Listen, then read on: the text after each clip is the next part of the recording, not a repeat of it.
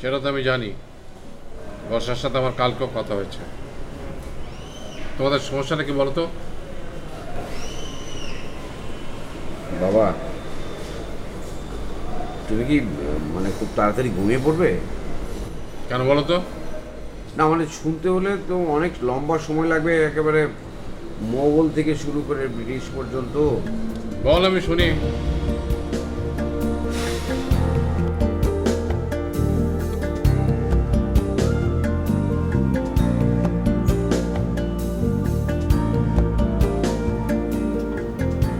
আমার প্রথম সমস্যাটা হচ্ছে যে আমাদের দুজনের পছন্দের খুবই অমিল।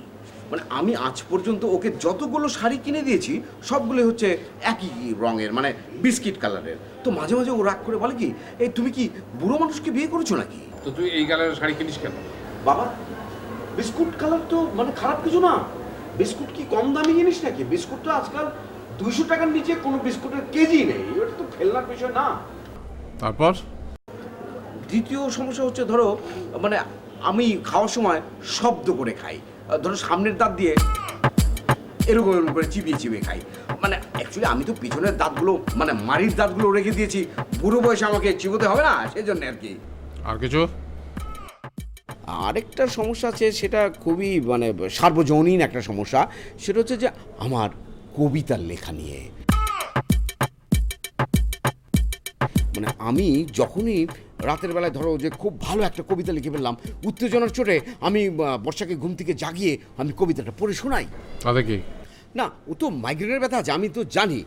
ও আমাকে সবসময় বলে যে ও ঘুমিয়ে পড়লে আমি যেন ওকে ডেকে না তুলি, তাতে ওর মাইগ্রেনের ব্যথাটা বেড়ে যাবে। কিন্তু আমার না মনে থাকে না। তুই কি একটা জিন? এই এই এই কথাটা তো আমাকে বর্ষাও বলেছে। আমি তো বর্ষাকে এটা শিখিয়েছি। ও আরেকটা সমস্যা আছে, আমি না রাঁধতে পারি না। সেটা তো কোনো সমস্যা না, অনেক ছেলে সেটা পারে না।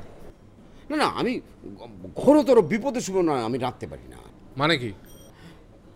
মানে বর্ষা তো প্রায়ই অফিস থেকে দেরি করে আসে, অনেক রাত করে ফেরে। মানে ও তো ব্যাংকে চাকরি করে, চাকরি করার সময় হচ্ছে 8 ঘন্টা, কিন্তু ওকে ব্যাংকে এত সময় ধরে রেখে দেয় যে ওকে বাসায় আসার সময় দেয় হচ্ছে 8 ঘন্টা। ফলে ওকে অনেক সময় বেশি রাত করে যখন ফেরে তখন আমি বাইরে থেকে খাবার কিনে আনি। হ্যাঁ, এরকম কয়েকদিন খাওয়ানোর পর একটানা বেচারিকে 3 দিন বিছানায় শুয়ে থাকতে হয়েছিল। তুই একটা ডিম ভাজতেও পারিস না?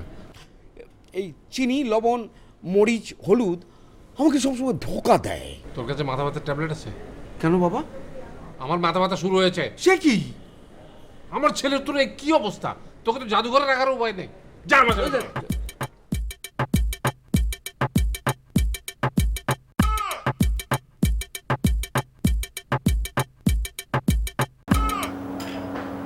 বাবা, এই ইয়ালো ডাস্ট, এটা দিয়ে কি হবে? এটাকে বলে হলুদ। এটা দিয়ে তরকারির রং হয়। ও, লবণ আর চিনি বুঝবো কি করে? চোখে দেখে না বুঝলে মুখে দিয়ে বুঝবে। আচ্ছা বাবা, হুম। রান্না না শিখলে কি হয়? রান্না শেখাটা কি খুবই জরুরি? তুমি বোধহয় ভুলে গেছো, তোমার মা যখন অসুস্থ ছিলেন আমি নিজে রান্না করে তোমাদের সবাই খাইয়েছি। ভুলে গেছো সেটা? না না না, বলে জানি, মনে আছে, সব মনে আছে। তুমি এবং মা অন্য কারো হাতের রান্না খেতে পছন্দ করতে না। আমিও না বাবা সেই অভ্যাসটা পেয়েছি, সেজন্য না বর্ষাকে আমি এতটা মিস করছি। খুব ভালো করছো। আচ্ছা বাবা, হুম। আমি রান্নাঘরে থেকে কি করব? রান্নাঘরে থাকাটা কি খুব জরুরি? আমি চশমা খুললেই তো সবই আমার কাছে একই রকম। তুমি রান্না করতে গিয়ে চশমা খুলবে কেন? রান্না করতে গিয়ে টুক করে যদি চশমাটা খুলে পাতিলের ভেতরে পড়ে যায়? বাবা, আমার না মাথার মধ্যে একটা কবিতা একদম ঘুরঘুর ঘুরঘুর করছে। ওটা মাথাতে থাকতে দাও, ওটাকে আর বের করো না। না বাবা, শোনো না। হলুদ আর মরিচ দিয়ে শুরু করলাম রান্না, পেঁয়াজ কাটতে গিয়ে পেয়ে গেল কান্না। একটু লবণ, একটু মরিচ, আর সাথে সোয়াবিন তেল, রান্না করতে গিয়ে হলো চিরকালের জন্য আক্কেল। তোমাকে বাড়ি থেকে বের করার জন্য আমি তৈরি করছি, আর তুমি কিনা দূর। রাখো না, রাখো না, যাচ্ছি যাচ্ছি।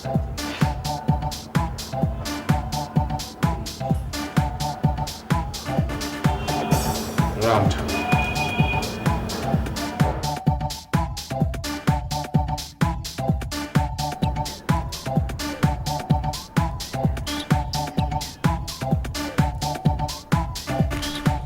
হ্যালো,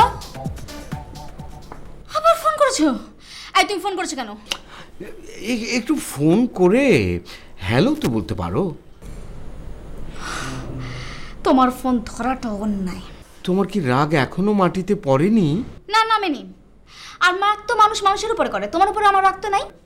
সে কি, আমি কি অমানুষ? তোমারকে দেওয়া যে কোনো উপাধির আগে একটা অ বসানো অত্যন্ত জরুরি। ও, তার মানে কি আমি অসাধারণ? না, তুমি একটা প্রতিভা। তোমার প্রতিভাখানায় থাকা উচিত।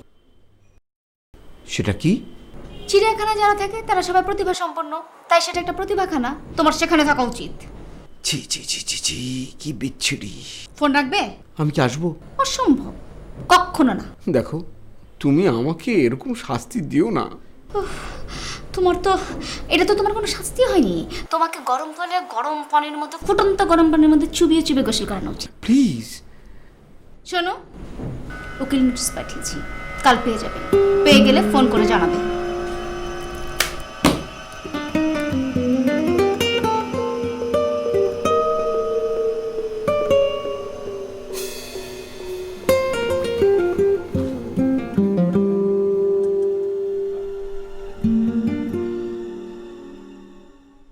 কি খবর তোর?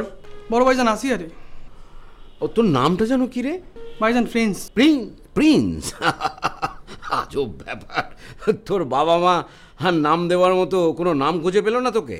ভাইজান গরিবের সুটকে দিয়ে কি খানদানি নাম রাখতে পারতেন না? না না না, তা না, আসলে আমি ভাবছিলাম যে ঠিক আছে।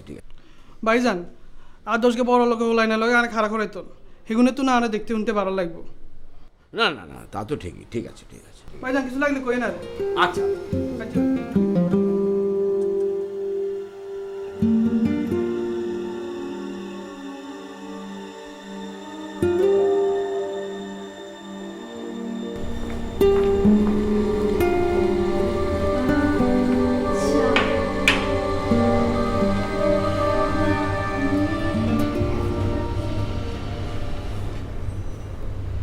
তোমাকে তো আমার দিনে পাওয়া যায় না, আর তোমরা ব্যাংকাররা তোমাদের ছুটির দিনে ঝামেলা তো আমি জানি।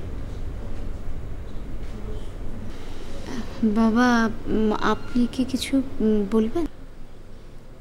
হ্যাঁ, আমি কেন এসেছি সেটা তো তুমি জানো মা। তোমরা কি আবার এক হতে পারো না?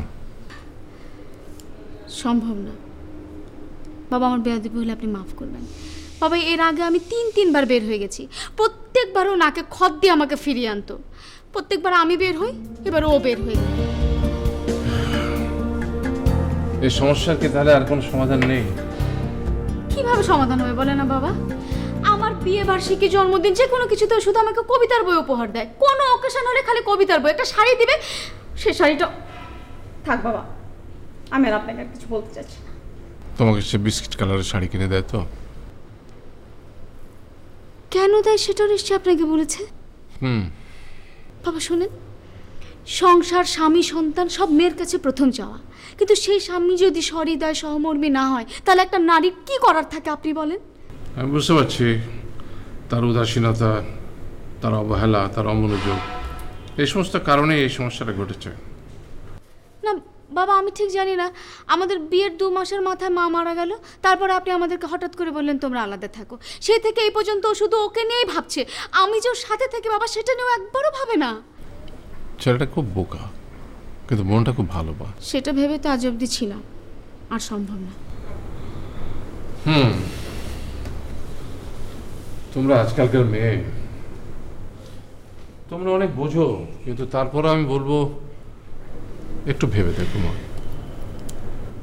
বাবা, সংসারটা আমার না, আমাদের। যখন সেটা আমার মাঝে চলে আসে, তখন আর সেটা সংসার থাকে না।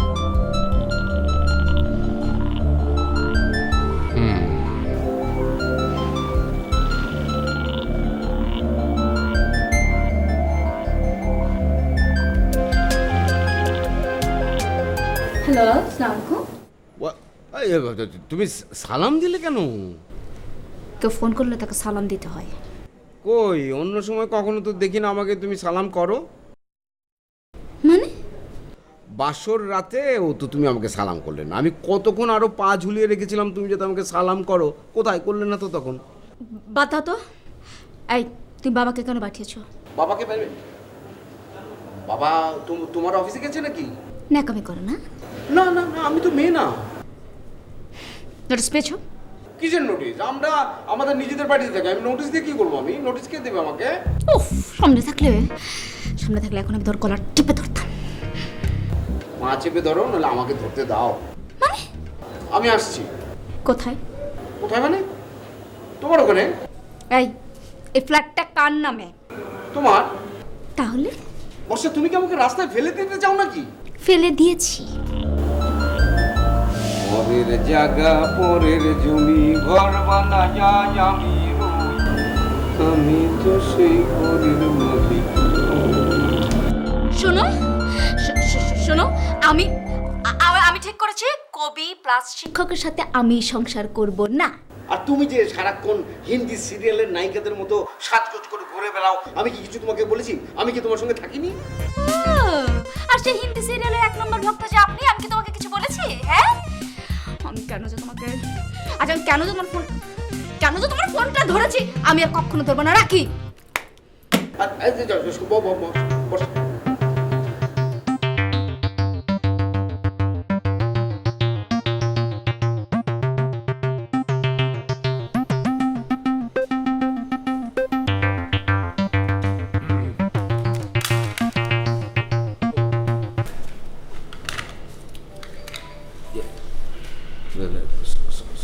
সরি। কিছু বলবে বাবা? বর্ষার কি খবর? ভালো আছে, ও তো প্রমোশন হয়ে যাচ্ছে। তোমার কাছে আমি জানতে চেয়েছি বর্ষা তোমার সাথে সংসার শুরু করবে কি না। আমি তো চেষ্টা করছি, ফোন আনরিচেবল হলে আমি কি করব বলো? অদ্ভুত কথা বলো না। আমি ওর সাথে আজকে দেখা করে এসেছি। তাই নাকি? ওকে কি বলেছে? কি এমন তুমি করলে যে সে তোমার সাথে সংসার করতে চায় না? আমি কি করে বলবো, সে সবসময় আমার খুদ খুঁজে বেড়ায়। সে কথা তো সে আমাকে বললো না। তাহলে কি বলেছে? সেটা জানার তোমার কোনো অধিকার নেই। কি বলছো বাবা? আমার স্ত্রী আমার নামে তোমার কাছে নালিশ করেছে, আর সেটা জানার অধিকার আমার নেই? আমি জানি তোমার কষ্ট হচ্ছে, তারপরে বুকে পাথর চেপে বলো বাবা, বলো বলো। এই প্রথম সে আমার কথা রাখলো না। ঠিক আছে, আমি চেষ্টা করছি।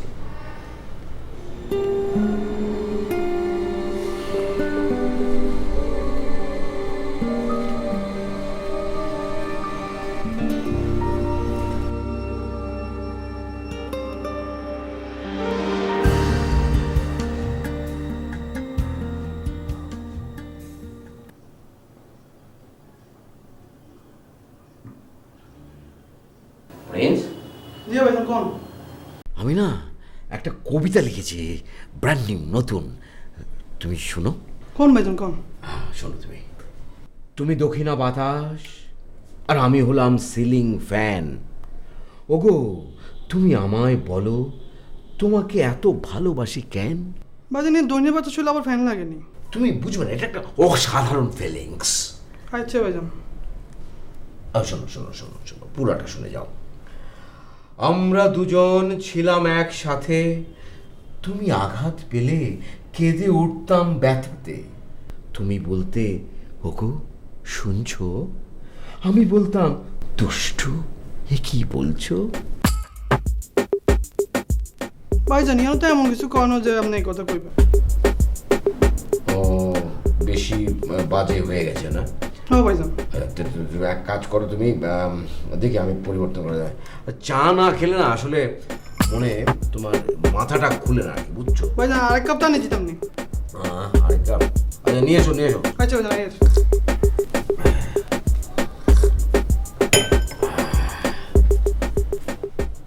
বর্ষা, তুমি কবিতার পংক্তি, আমি তোমার মাথার উপরে ছাতি। কোনো একদিন ভুলে যাবে সব মান অভিমান, না জানি কবে ফিরে পাবো সেই হারানো মান সম্মান।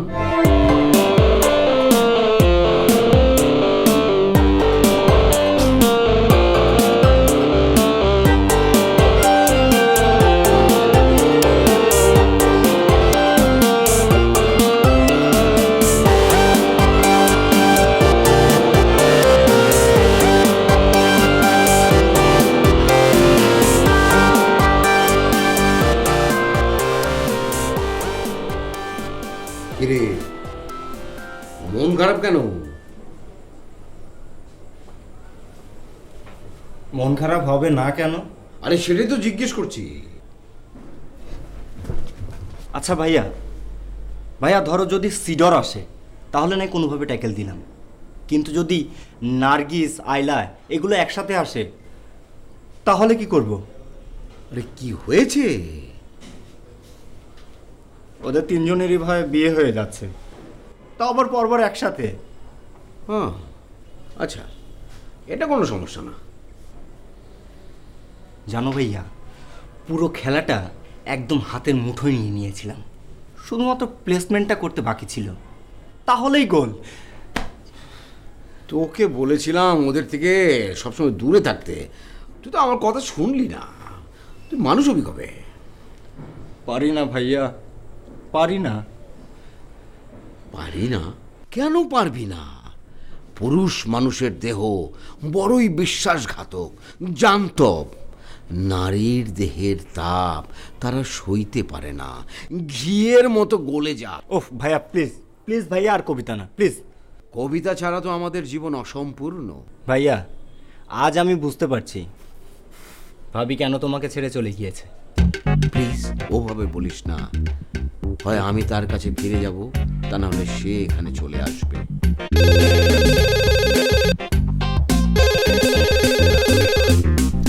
হ্যালো হ্যালো বড় ভাই। কে? ভাইয়া আমি আদিবা। ও আদিবা, বল বল বল। ভাইয়া ভালোই হয়েছে, ভাবির সাথে নাকি ওটা হয়ে যাচ্ছে। না রে, তোর ভাবি আমাকে ওটা দিয়ে দিচ্ছে। ভাইয়া ওই একই কথা, যেই লাও সেই কদু। যাকগে, তোদের খবর কি বল? তোমাদের জামাই এখন আগের চাইতে বেশি স্যালারি পায়। তাই নাকি?